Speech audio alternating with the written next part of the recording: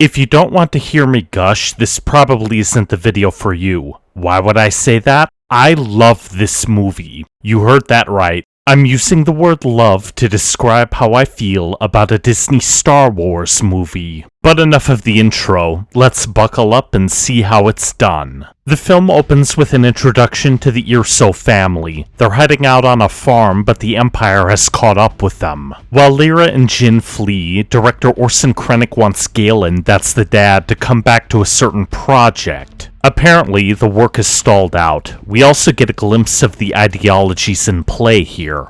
A confusing piece, but well, let's start somewhere. Galen claims that his wife is dead, but Lyra pops up and points a blaster at Krennic. Okay, a woman is coming back to save her man. I can dig it. Unfortunately, it's all for nothing. Lyra gets gunned down, but not before she clips the director. Krennic's troopers look for Jin, but she hides in a dugout hole for Saw Gerrera. Not bad. Not bad at all. After the opening title, it's several years later and we meet adult Jin. She's in jail for some reason that we'll find out later. After that, we cut to the Ring of Catherine. There, Cassian Andor meets with a source who tells him about an Imperial defector on Jedha. Apparently, the Empire is building a planet killer, but some stormtroopers interrupt the two men. Cassian takes two of them out, alerting the rest of the ones nearby. The source freaks out, so Cassian has to put him down too. Okay, a little edge goes a long way. Over on Jedha, we meet the defector, Bodhi Rook. He is black-bagged and taken to Saw. This is a little choppy, but it works really well. On Wobani, Jin is on a prison transport to somewhere. The vehicle suddenly stops and the rebels invade. Once they take out the stormtroopers, we learn that they're looking for someone named Lyanna Halleck. That's actually Jin, so they free her. Of course, she naturally responds to this by beating the ever-loving snot out of them. I'm not sure why that is. Then again, we wouldn't have gotten this absolutely awesome introduction without that. Congratulations. You are being rescued. Please do not resist.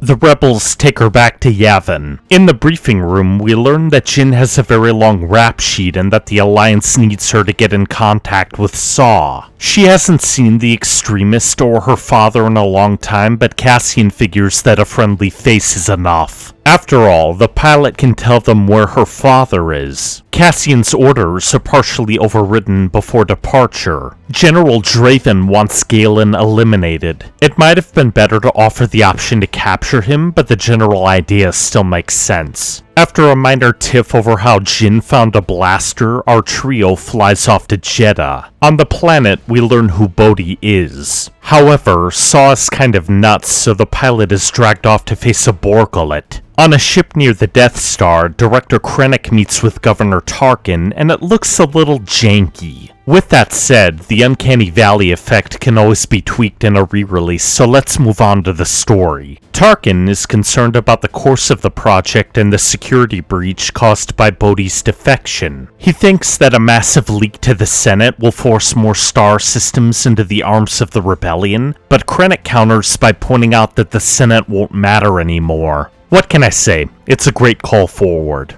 After some flashes from Jin's past, we land on Jedha. Cassian says that the Empire is seizing kyber crystals to power the weapon, and our two leads head into the city. K2SO has to stay behind, but it's for a good reason? I'm surprised you're so concerned with my safety.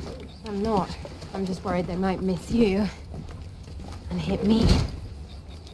Doesn't sound so bad to me.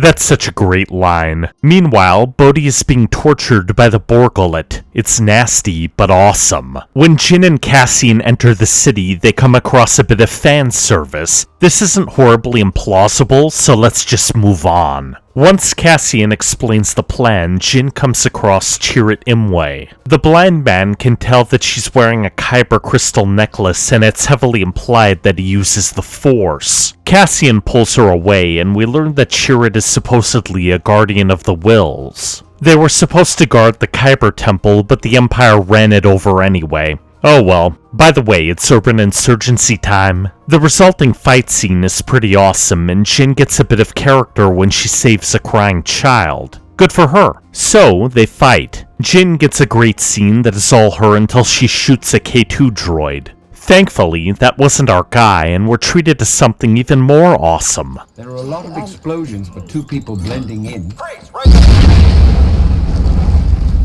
You're right. I should just wait on the ship. I heart K2. Alan Tudyk completely steals this movie and runs away with it. Speaking of which... Quiet! And there's a fresh one if you mouth off again. Of course, the awesomeness only kicks up again when Chirrut fights off a goon squad with his staff. His friend shoots the rest, and they're all captured by Saw's rebels. There's just one problem. Why is that Star Destroyer leaving? Just so you're aware, I'm asking a question that the writers want me to ask, so that's a point in the movie's favor. While Cassian, Chirrut, and Baze are stuffed in a cell, Jin is brought before Saw. We find out that the rebel abandoned Jin because the Empire was starting to figure out who she was. Okay, that makes a lot of sense. And then we learn a little bit more about Jin's worldview. You can stand to see the Imperial flag reign across the galaxy. It's not a problem if you don't look up.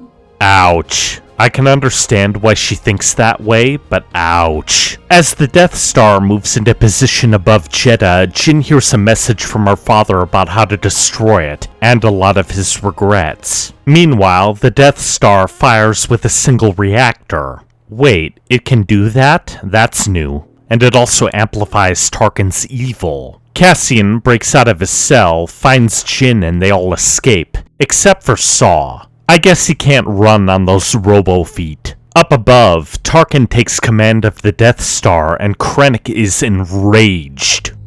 We stand here amidst my achievement, not yours! Apparently, the Imperials know that the pilot came from Galen Erso's facility on Edu. So, our new cast is all heading to the same place. When our heroes get to the target, they hit a piece of mountain and crash. You'd think that the Empire would notice this, but maybe not. Cassian and Bodhi head out for some recon. Chirrut senses that Cassian might take someone out, so Jin follows after the two men. Chirrut and Baze depart not long afterwards. As Cassian readies his rifle, Krennic faces off against Galen Erso's staff. One of them betrayed the Empire, so Krennic figures that he might as well erase them all. Galen reveals himself at the last second, but Krennic's goons shoot everyone else anyway. K2 tries to get a message out to stop an incoming rebel strike, only it's too late. The X-Wings and Y-Wings roll in for a hit and run.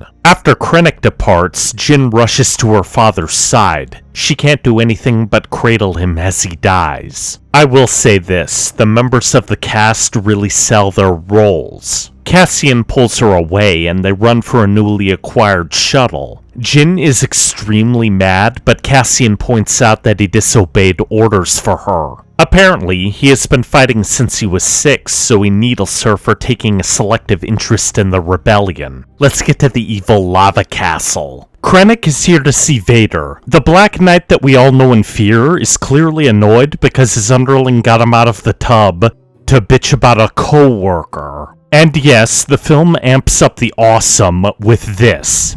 Be careful not to choke on your aspirations, Director.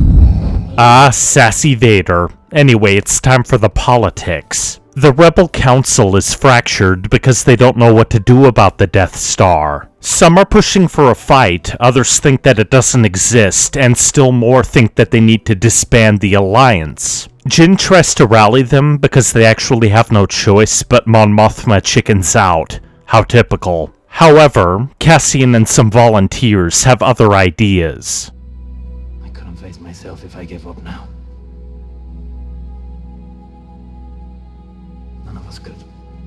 I know that some people might think differently, but this scene means a lot. Jin, Cassian, and the Strike Force depart for Scarif. Meanwhile, Mon and Bail Organa pull a reversal and say that war is coming anyway. We get some Obi-Wan and Leia references too for obvious reasons. Nice. Rogue One makes it through the shield gate on Scarif. Before landing, Cassian and Jin explain that the troopers are there to draw attention away from an infiltration unit. Why wouldn't they just send in spies? Well, the movie will explain it later. Once the crew lands, an inspection team offers up some uniforms for Jin and Cassian. Meanwhile, the strike force gets to work on setting things up. K2 gets some info from another droid. He explains that they won't be able to make it through the garrison, and the battle begins. Are we blind? Deploy the garrison! No! As the fight ensues, the Death Star departs for Scarif. Admiral Raddus and his crew are going there too. Oh hey Artoon 3PO, it's nice to see you here. The interesting thing about this bit of the movie is that it also features some deception tactics. Bodhi and another rebel try to send some Imperial detachments where the others aren't. Cool, huh? Jin, Cassian, and K2 find the data vault. Meanwhile, oh no. On the other hand, the Rebel fleet is here. Yay! Blue Squadron heads down to the planet and wait, they're all gonna die, aren't they? Well, 2 of them smack into the shield gate when it closes. That should be a clue. Since the shield is up, any transmissions from the ground are blocked, so the rebels need to use the Imperial equipment on hand. Before she goes for the plans, Jin hands K2 a blaster. This is going to be the last time that they see each other, isn't it? Wait, that didn't work? Oh no.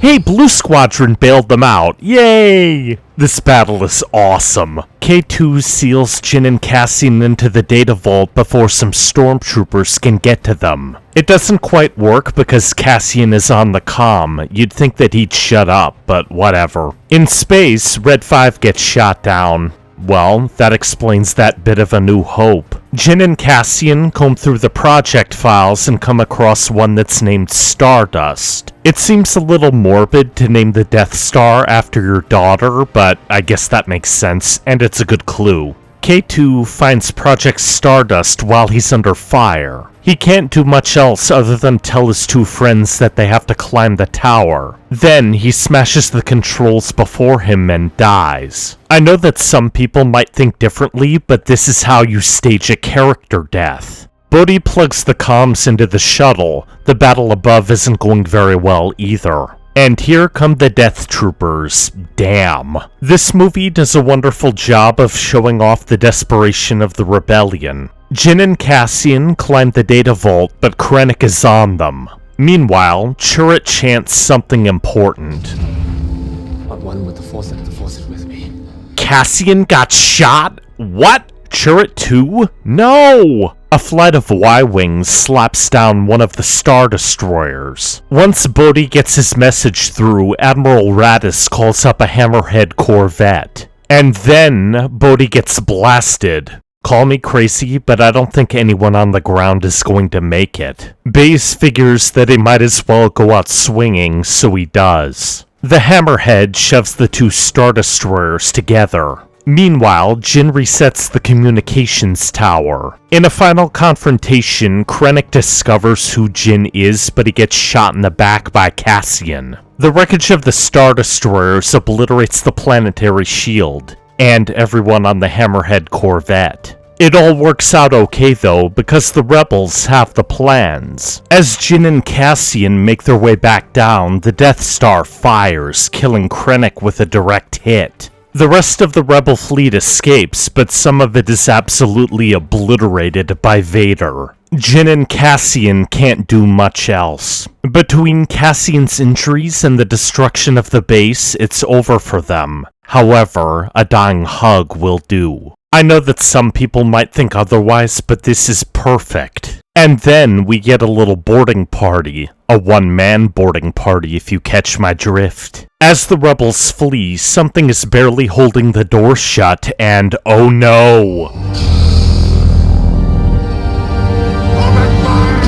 Admit it, you were clutching your seat in terror, excitement, or both. They all know that they're going to die, but one of them hands off the plans anyway. And of course, the inevitable happens. We close out on Leia and the beginning of A New Hope. The end. Although the disturbing relevance of the prequel trilogy may have diminished its standing a teeny tiny bit, I genuinely believe that Rogue One stands alongside The Empire Strikes Back and Revenge of the Sith. Its slow start is nothing when compared to its great story and some of the best performances in the franchise. And to top it all off, it gives the audience a lot to chew on. While the main storyline of Star Wars is about mythic heroes, this is a story about the ordinary man and woman. It expertly points out the terror of war, but also how it's necessary to stand against the darkness. And above all else, it reminds us that bravery, devotion, and sacrifice may just save us all.